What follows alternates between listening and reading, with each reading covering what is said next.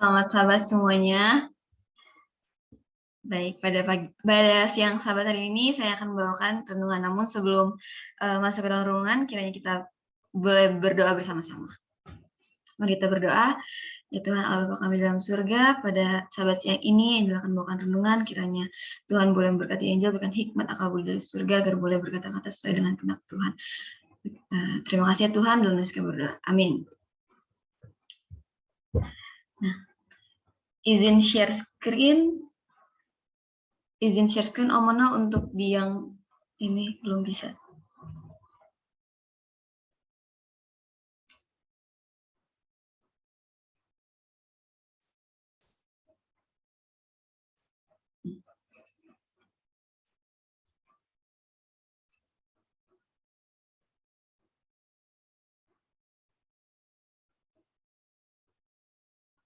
Nah, sebelum masuk ke dalam renungan, Indra mau berterima kasih kepada Oma Nona atas lagu pujiannya. Oma Nona terima kasih. Terus trio Raja Lianggono terima kasih.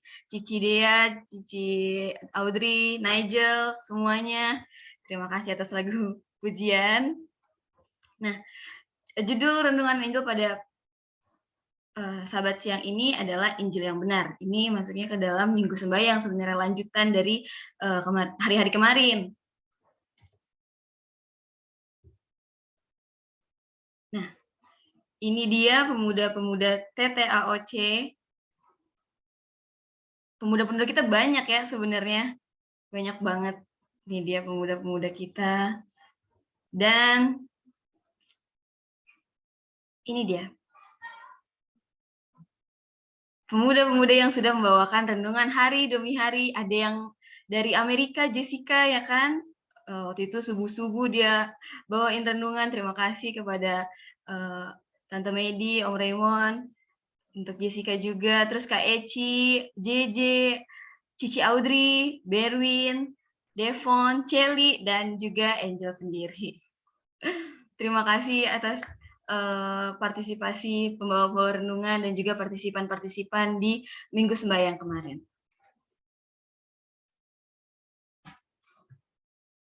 Oke, judul renungan pada sahabat ini adalah Injil yang benar. Ada satu tokoh, yaitu bernama Billy Graham. Nah, Billy Graham ini adalah seorang penginjil besar di Amerika.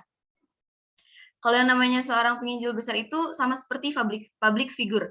Kalau misalkan di sini, public figure itu pasti banyak yang tahu, banyak dikenal di mana-mana gitu kan. Kalau misalkan kita lagi keluar pasti, oh misalkan nih, siapa ya? Oh itu Angel tuh public figure yang besar gitu, misalkan gitu kan.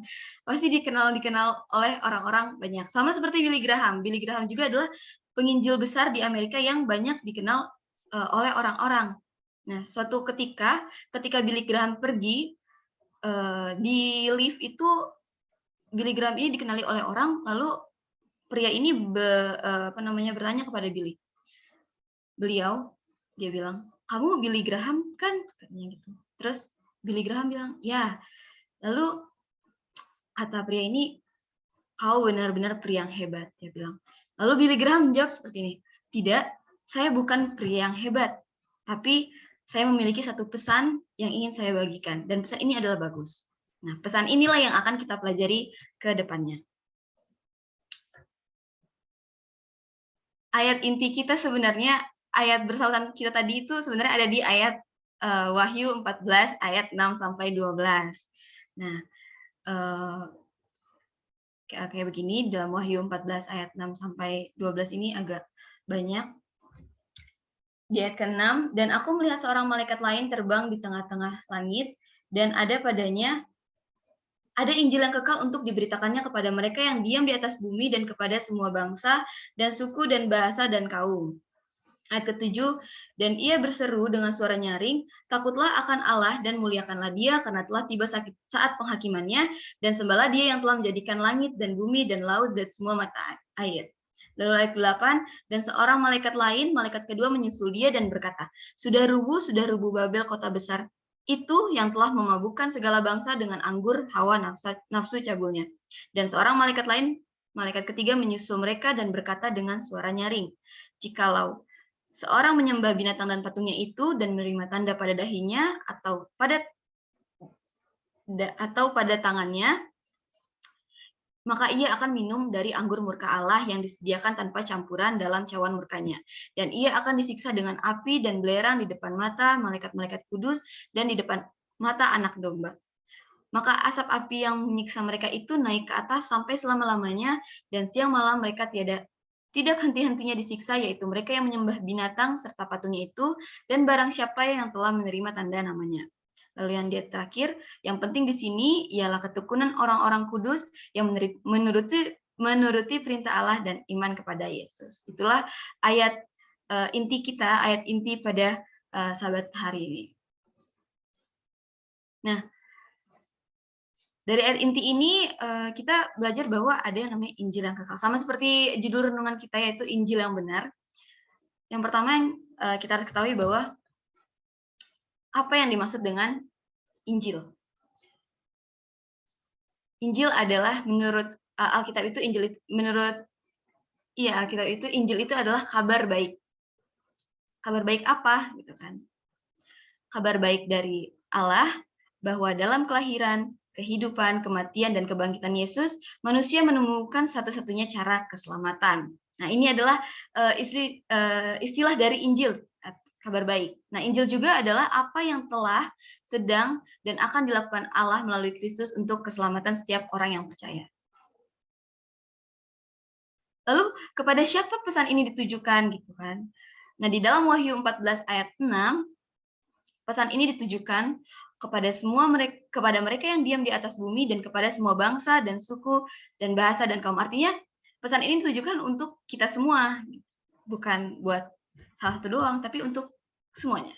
Nah, pesan apa sih yang akan kita pelajari? Pesan itu adalah pekabaran 3 malaikat. Apa pesan yang terkandung di dalam pekabaran 3 malaikat ini? Yang pertama adalah di dalam pekabaran pertama ini terdapat ayat Alkitab, yaitu dalam Wahyu 14 ayat 7, takutlah akan Allah dan muliakanlah Dia, karena telah tiba saat penghakimannya, dan sembahlah Dia yang telah menjadikan langit dan bumi dan laut dan semua mata air. Oke, takut akan Allah. Sini kita punya 3 poin penting di dalam pekabaran pertama, yaitu poin pertama ada takut akan Tuhan, lalu berikan Dia kemuliaan dan sembah. Pekabaran yang pertama, takut akan Tuhan. Di sini kalau misalkan kita takut sama orang sama takut manusia itu beda banget ya. Kalau misalkan takut manusia itu kadang kita bisa langgar gitu kan. Walaupun kita tahu konsekuensinya apa, tapi konsep takut akan Tuhan ini berbeda. Konsep takut akan Tuhan di sini itu ada di dalam Pengkhotbah 12 ayat 13, yaitu akhir kata dari segala yang dia dengar ialah takutlah akan Allah dan berpeganglah pada perintah-perintahnya, karena ini adalah kewajiban setiap orang. Jadi konsep takut akan Tuhan itu adalah kita menuruti perintah-perintah Tuhan dan hidup di dalam ketaatan dan perintahnya. Jadi kalau misalkan manusia itu kita bisa ngelihat manusia, tapi kalau Tuhan kita kan nggak bisa ngelihat Tuhan, tapi kita percaya gitu bahwa kalau misalkan kita melakukan kesalahan itu pasti akan ada konsekuensinya, sehingga takut akan Tuhan itu artinya hidup ketaatan dalam ketaatan perintah Tuhan. Lalu yang kedua, poin yang kedua yang tadi, pekabaran pertama, berikan Dia kemuliaan. Di dalam Yohanes 15 ayat 8, firman Tuhan, dalam hal inilah Bapakku dipermuliakan, yaitu jika kamu berbuah banyak, dan dengan demikian kamu adalah murid-muridku.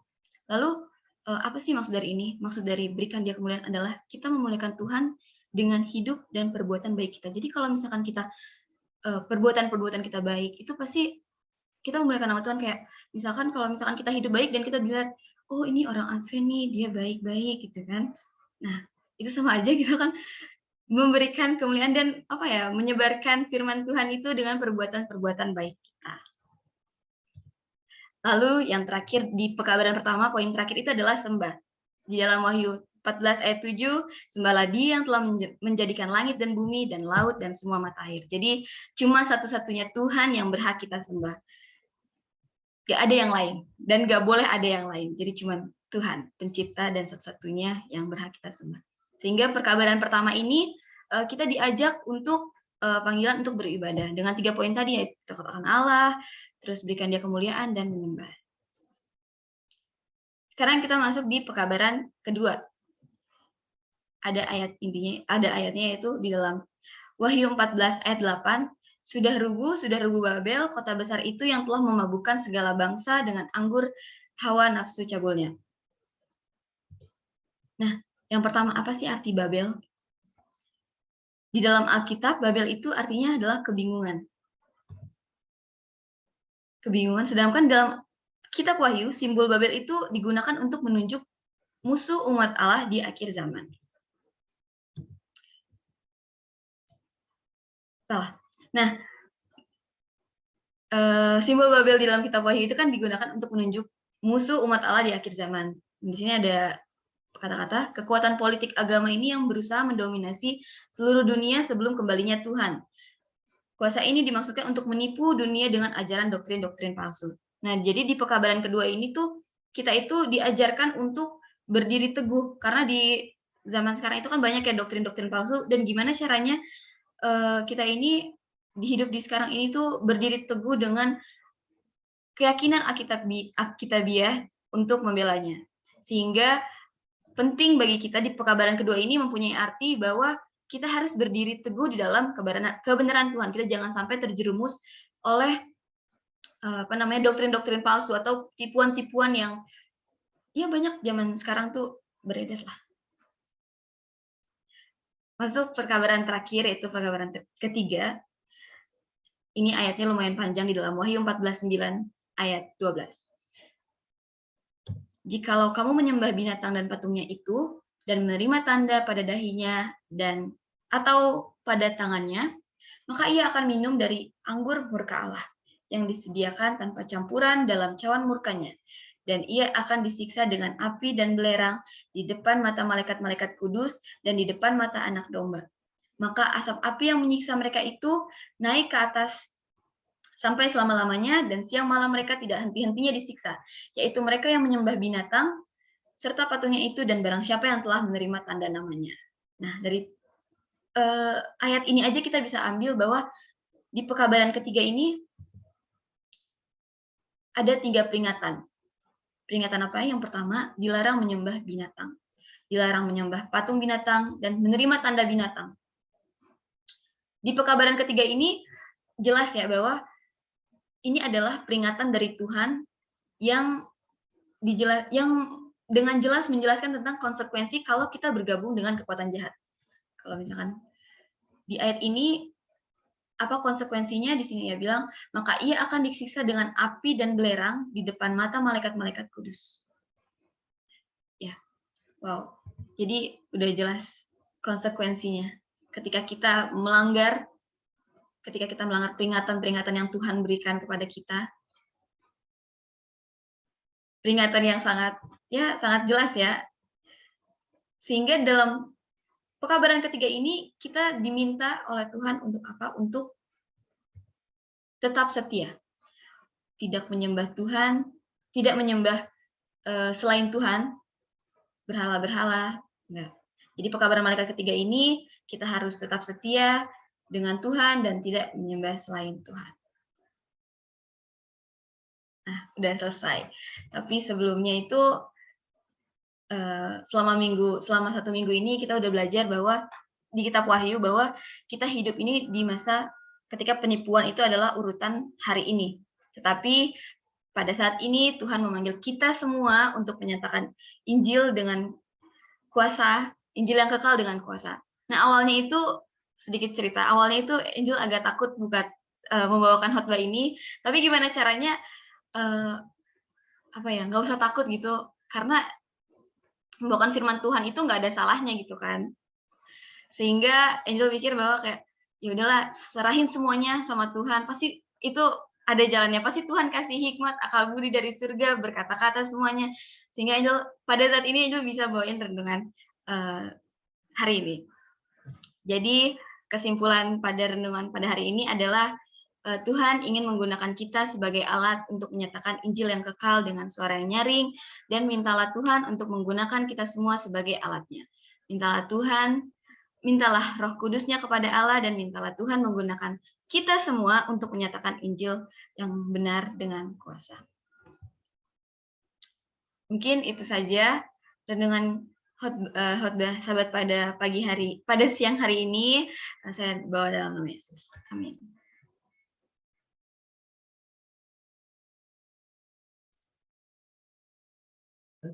Baik, terima kasih untuk Angel yang membawakan renungan yang sangat luar biasa pada sahabat hari ini. Sebagai lagu penutup, kita buka lagu Sion baru, lagu Sion nomor 159, Tak Lama Lagi Masuk Surga.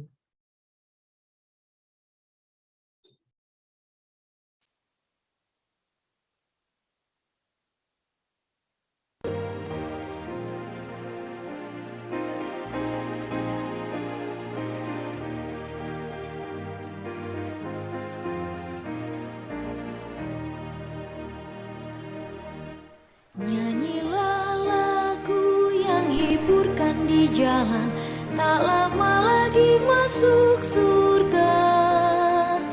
Malam pun lalu dalam terang kemuliaan, tak lama lagi masuk surga. Tak lama lagi, tak lama lagi kita tiba di sana.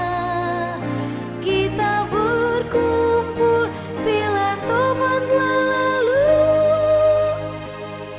Tak lama lagi masuk surga. Mari selesaikan kerja yang Tuhan beri.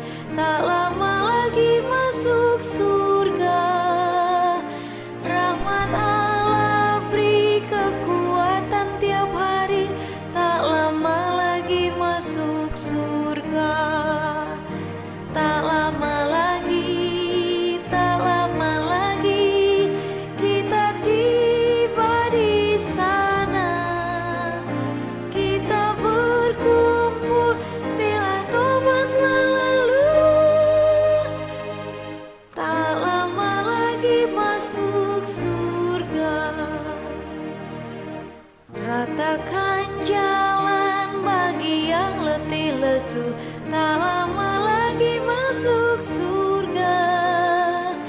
Nyatakan hidup penuh kasih sayang-Mu. Tak lama lagi masuk surga.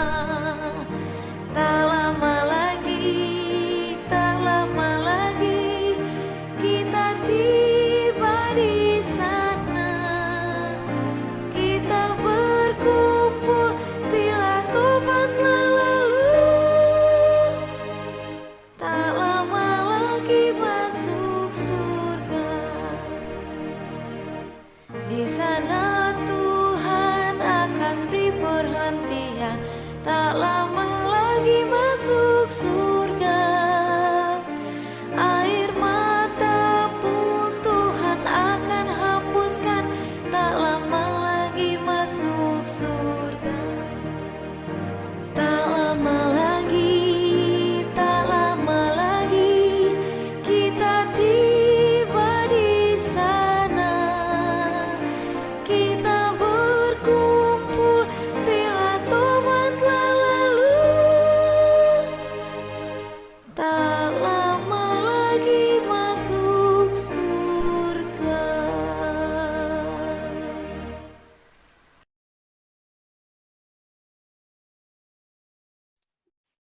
Baik, sebagai doa berkat, kami undang Pendeta Samuel Kuat untuk pimpin kita dalam doa.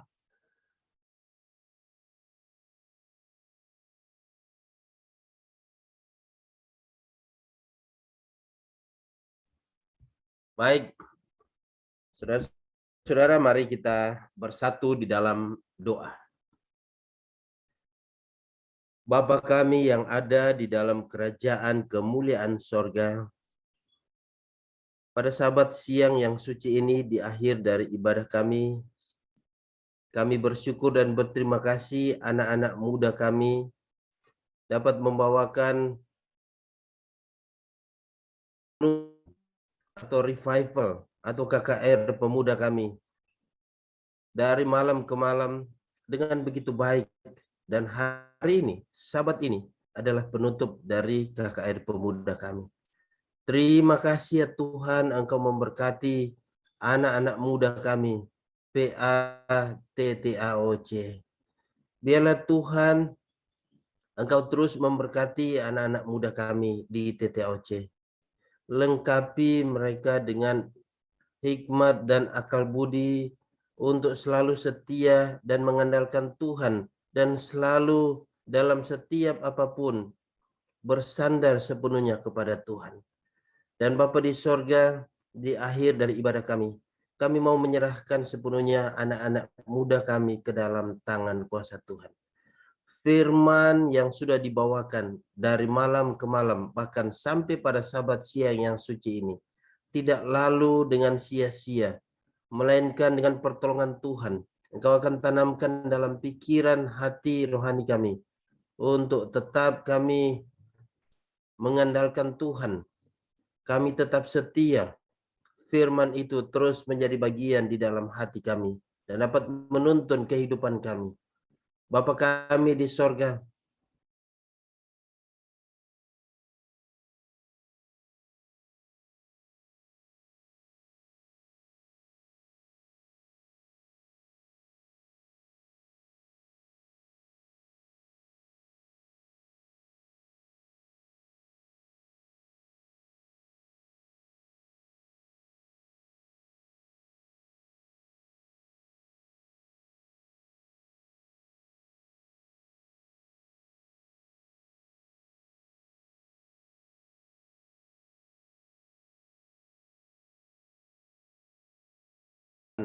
Dia yang selalu menantikan yang sudah kami dengar.